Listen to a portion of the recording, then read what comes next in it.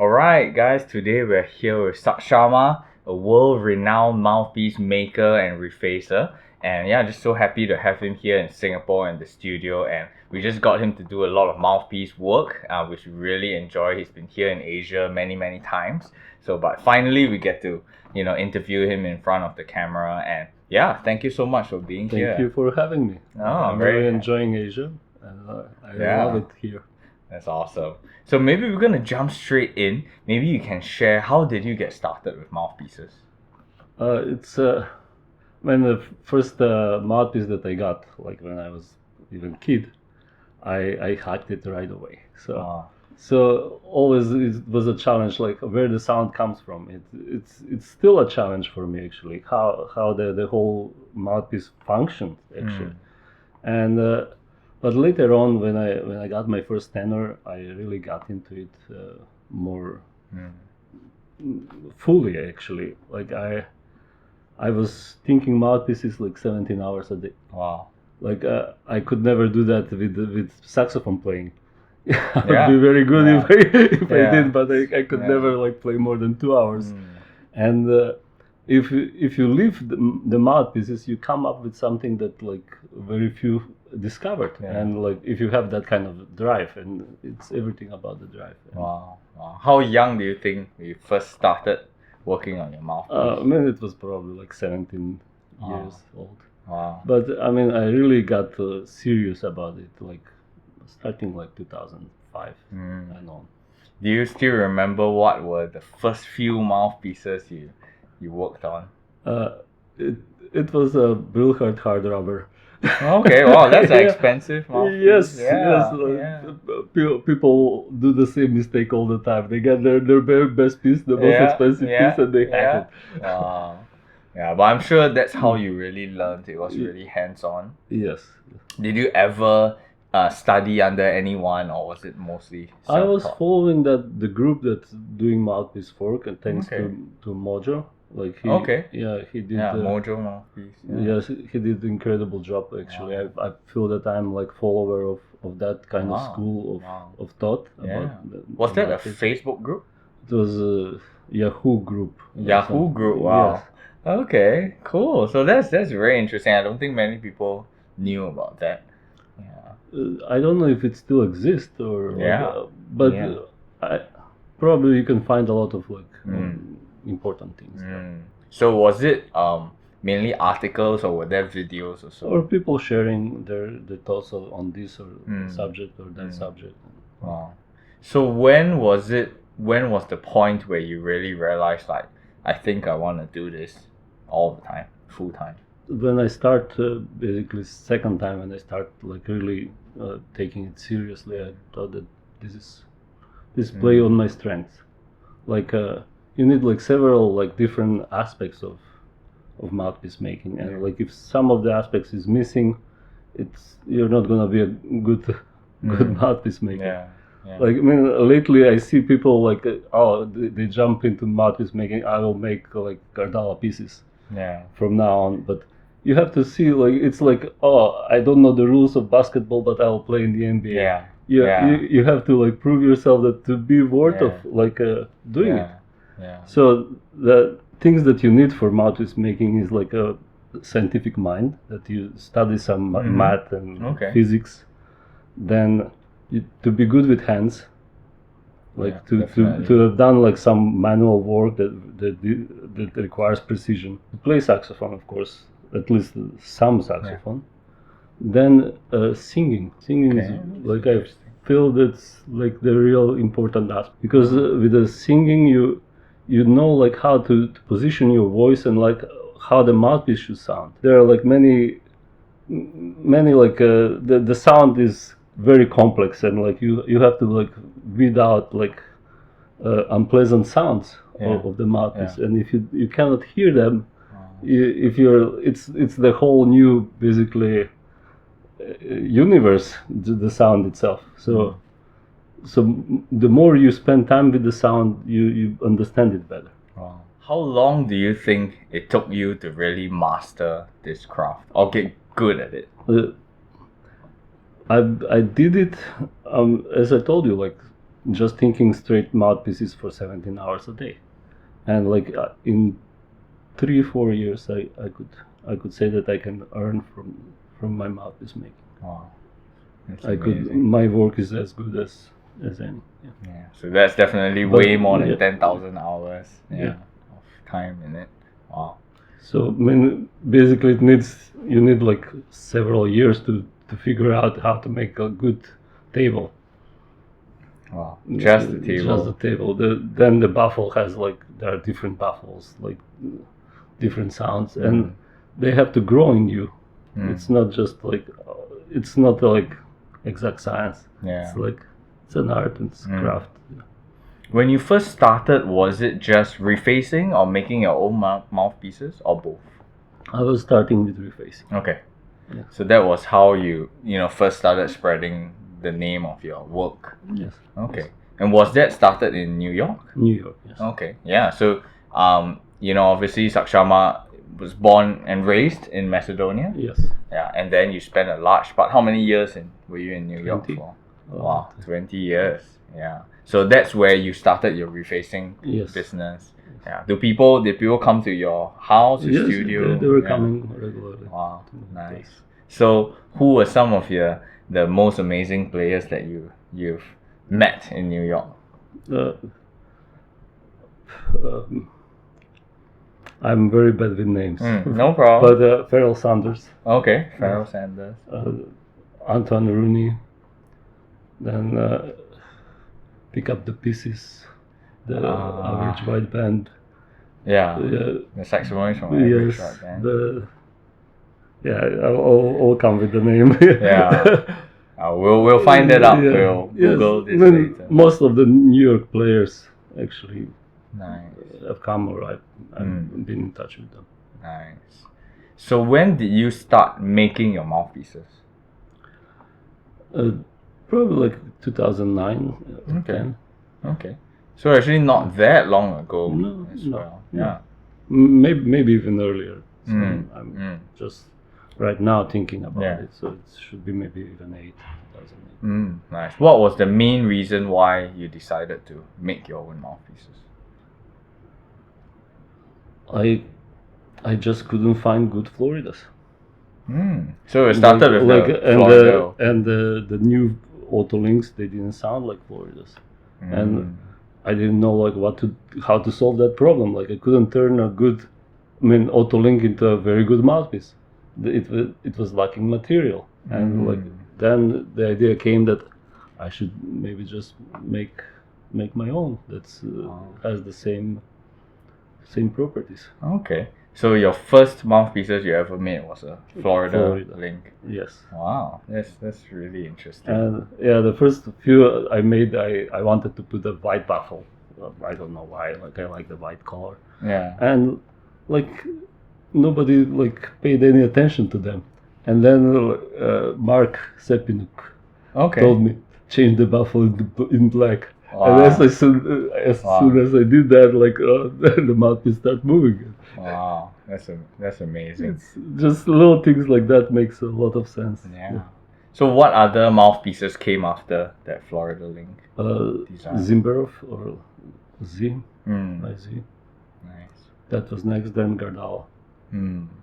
So how you started, was it to find really good original mouthpieces and base it off that? Yes, and first I had to be impressed by a mouthpiece that I want those qualities to embody in a new mouthpiece. I didn't start at many of the mouthpieces just because I couldn't find that one that could reveal the possibility of that design. And after a while I will find a good mouthpiece and wow, I like to have this. Wow. I think the first mouthpiece of yours that I got was a Guadala. Michael Brecker 2, and I remember you had the original Guadala with you as well. Yes. And when I tried both side by side, I was just floored. It was almost identical. Yeah, so I think that's when I really knew okay, this guy is really serious about his craft, Yeah, it's not like you're trying to copy, you just found these mouthpieces that were to you the best playing, and you wanted to create many more pieces that that play as well as your favorite mouthpieces. So, Yes, I agree. Which were some of the best mouthpieces you've ever tried, but the person was not selling? I mean, I've seen Coltrane's triple ring. Wow. Like, I played it, I measured it. Wow. Like, it's not for sale. Yeah, I can imagine. I can imagine. Like, wow. I've seen like fantastic tone master that like plays like anything. Wow. And I based my tone master on that, but I couldn't have the original because the person will not sell it. Wow. Then, I mean, some good double ring. Like I was ready to give like whatever it needs to, and finally I got it. So nice. I based my double ring on that one. Wow. So, but yeah. Wow, that's great. Like I was lucky that like some mouthpieces that I really wanted, I got them. Wow, that's amazing. If you're ready to basically have something, you're ready to spend. Yeah, for sure. Whatever it takes. Yeah. And I mean, out of that amazing mouthpiece, you got to create so many more. So not only that, but like I feel this one has something that I wanna have include in my mouthpieces. Yeah. Like I've seen many of the same kind that they don't have that. And like this one opens some new worlds, and I want that quality, and I want to explore through that original, that quality. Like I play it all the time, see why is it so good. Is it like, the X factor? Yeah. Wow. Can I also ask, if you could have dinner with any saxophonist, living or dead, who would that be? Or could be several. Okay, of course Coltrane, because he has that mystic around him, and spirituality in a way. Yeah. Then Jan Garbarek. His music turned me to saxophone playing. There's also that mysticism in it, and like, we can still make that happen. Yes, now. yes. Yeah, it's still possible. I hope so one day. Yeah. Anyone else? Yeah, I had dinners with quite a few of them also. Already, yeah. Could you describe a mouthpiece that is currently not on the market that you wish was? What type of design you think? To make rails not straight, like curvy, or like kind of, and call it fakir, something like that. Do you think? And I thought like, if I was good with CNC, I would like go like berserk with like different ideas. But I mean, of course, you can never like really make it into money. Yeah. But I would like to play like with different designs and like see how things will work and what else will bring. I mean, of course, there's challenges in this profession, like making like small tip opening Gardala. It's almost impossible. Yeah. But there are ways, and I want to explore those ways and like open the Gardala way to people who cannot play more than 7. So probably that would be one of the challenges. But like I need proficiency in CNC myself. If you could make mouthpieces out of any material, even the most expensive ones, what material would that be? I'm subscriber to the idea that the material doesn't play. My work plays. It's material is like, it's a chamber. It's not the material vibrating doesn't have an effect that the people feel that it has. Like I tried many times to see the difference between sterling silver or bronze. It's so negligent that you cannot even really notice it. Maybe because we can discern like atoms. Our mind is so good, and if something vibrates in your mouth, you can feel like some difference. But for people listening, they can't hear anything. They cannot distinguish between rubber and metal. Like so So the material really doesn't make much of my search. Like I make Delrin mouthpieces, and many people like really dispose Delrin as not such a great material, but I can make a great Delrin mouthpiece that like can beat like many metal pieces. Yeah. Probably like because the work on metal you go slowly to a result, and you can probably make a like great result that way. But Delrin, because it's faster, you can spend more time on it and achieve something that even metal can have. Oh, that's interesting. So I think the cavity plays, like the chamber, my work. So I'm sure you've seen many mouthpieces, in your entire career. Are there certain mouthpiece makers or refacers whose work you really enjoy? Yes. Every time I see a Ted Klum mouthpiece, I know that what I'm gonna find it is going to be a good mouthpiece. Wow. It's the work will be always consistent. Always like whenever I see Brian Powell work, I know that the standard will be there.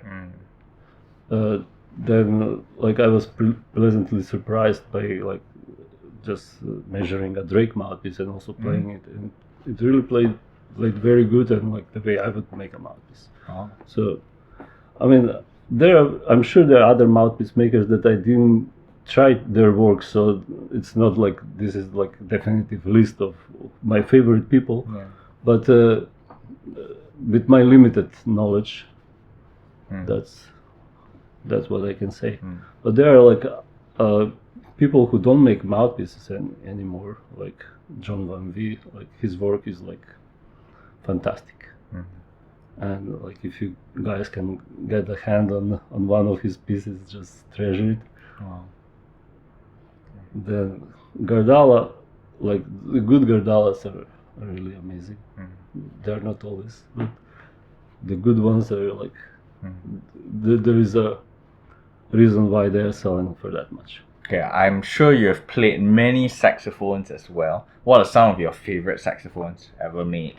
I love SBAs, but I cannot make mouthpieces on them, so I cannot. Because they sound so good. They sound so good, just like I just die in the beauty of the saxophone. No matter whatever I put, it sounds great. But I'm making my mouthpieces on Mark 6, like 95,000, and that's my go-to saxophone. I played like great Mark 6s that also I couldn't make mouthpieces on, like 54,000, 56,000. 63. That was also very good. I love Top Hat and Cane. Okay, in Beechler. Yes, so I have always Top Hat and Cane. I have always Aristocrat at home. For a long time I had the Martin tenor, and I went through like several of them. Yeah, those are my favorite saxophones. How about for tenor? For tenor, yeah. How about for alto and soprano? Alto, Selmer Super Action 80 Series 2 for alto, the Martin alto, and Mark 6 probably are my favorites. Like I never really had my hands on 6M. I heard great things about them. I played one for a while, but never really like I couldn't go past the difficult key work. So, but those like Super Action 80 Series 2 and the Martin alto. How about for sopranos? Yanagisawa has like the best sound overall, like the cleanest, the most in tune, but Yamaha 675 that I have is like very sweet, like maybe sweeter than the Yanagisawa. So. Are there any new mouthpieces in the works that you're working on? Oh yes, like it's not on my website, but I got a Autolink 4 rings So like that's available actually. I can, whoever wants can call me and I can make him 4-ring auto-link. Is that way older than the double rings? Or Not just way more older, brand? probably just before the double ring. They were still experimenting and they had like several probably made. Not that many. I've seen maybe just 2. Oh. And in the nature it's like a double ring, but like a darker double ring. And like many people like that darker double ring idea, like the concept. Nice. I also saw recently that you've been making Vria mouthpieces. Yes. Yeah, yes, from I did. Italy. Same one that Kenny G plays on Yeah, tenor. for tenor. Yeah, and Yeah. also the new one is coming for soprano. Another interesting concept about them is like that the conic shape of the shank. It's actually going from thick to thin inside. So it's like in the way how the saxophone works. Like it's a like conic instrument. So that concept is very nice. Also, they have like the bullet chamber, so that gives like another like flavor that's really very interesting. Plus they're bright mouthpieces, so it's not like bright like Gardala, but still there, like more than like good old Florida and something between Gardala and good Florida, with like a really expressive baffle and chamber. Nice. So I like them very much. Alright, so thank you so much for your time, Sakshama, and I'm going to be leaving the link to his website down in the description, so do check it out. Check out his mouthpieces, his refacing work, all the info, we'll leave it there. Yeah. Anything you want to say to them before we leave? Thank you all. I found myself in doing this in a really fulfilling way, and like thanks to my clients who are like really supporting me. I wish to give the best I have, and like I'm living everything the best I have in every mouthpiece I make. Thank you so much for all your hard work and allowing us to enjoy, making good music out of your mouthpieces. So thank you so much for your time again. Thank you too for this opportunity.